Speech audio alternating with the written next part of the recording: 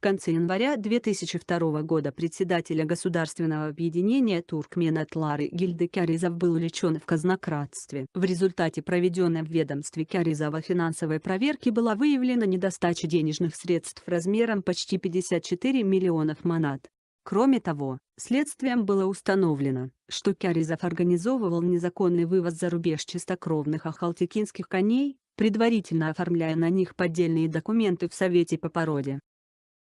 По прямому указанию Кяризова чистокровные лошади списывались с баланса государственных предприятий и эффективно продавались частным лицам. Кроме того, кони незаконно передавались в аренду в частные подворья, где на них составлялись акты падежа. Далее списанные лошади под измененными кличками вывозились из страны как нечистокровные. В результате преступной деятельности Кяризова с 1998 по 2002 год только на Ахалтекинском коневодческом заводе имени Ниязова поголовье чистокровных ахалтекинцев уменьшилось на 32%. Если на момент его назначения председателем Туркмен-Атлары на заводе было 374 голов лошадей, то после возбуждения уголовного дела следователи насчитали всего 250 коней. И это только на одном предприятии.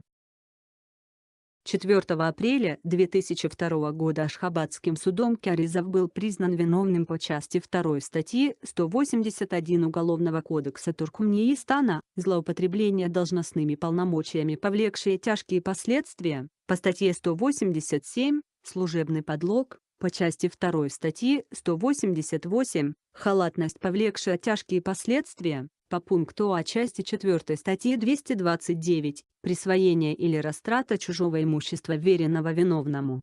Сейчас Кяризов с семьей живет в Чехии. После отъезда из Туркменистана, пойманный на воровстве и незаконном присвоении национального достояния, Кяризов утверждает, что его обвинили по политическим мотивам. Наверное, Кяризов забыл, что в краже коней его обвинили еще в далеком 1986 году. Недавно в сети появилось собственноручно написанное Кяризовым заявление в адрес первого президента Туркменистана, Сапармурата Ниязова, где он полностью признает свою вину в воровстве, умоляет главу государства простить его вину и обещает вернуть награбленное обратно. Гильды обвиняют в самом страшном человеческом пороке – воровстве.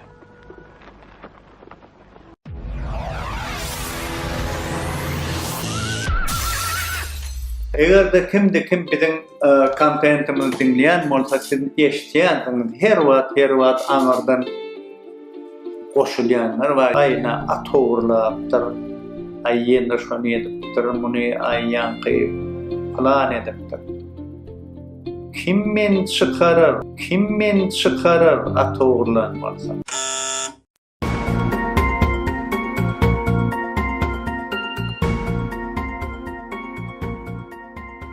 Первому и пожизненному президенту независимого и нейтрального Туркменистана, великому Сапармурату Туркменбаши, от директору государственного объединения Туркмен-Атлары Гильды Кяризова. Прошение. Великий Сердар, глубоко и от чистого сердца сожалею о том, что не смог оправдать вашего доверия. Прошу вас простить мне мою вину. Досточтимый отец, великий Сапармурат Туркменбаши, под вашим мудрым руководством я состоялся как человек. Признаю все свои ошибки и чистосердечно раскаиваюсь. Добровольно желаю покрыть недостачу государственных лошадей за счет своего частного предприятия Ахл-Юурт и перевести в доход государства 40 лошадей, 53 миллиона манатов, конюшни, грузовой автомобиль ЗИЛ-132 прицепа.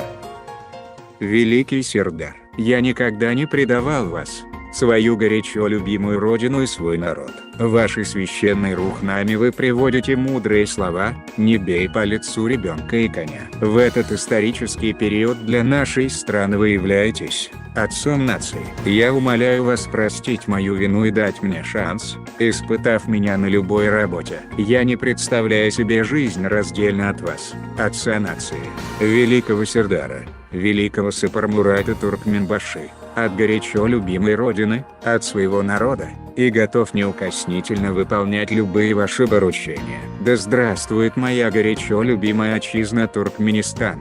Да здравствует отец нации, великий Сердар, великий Сапармурат Туркменбаши, да здравствует священная книга Рухнама. С глубочайшим уважением и безграничной преданностью. Подпись Киаризов 30 января 2002 года.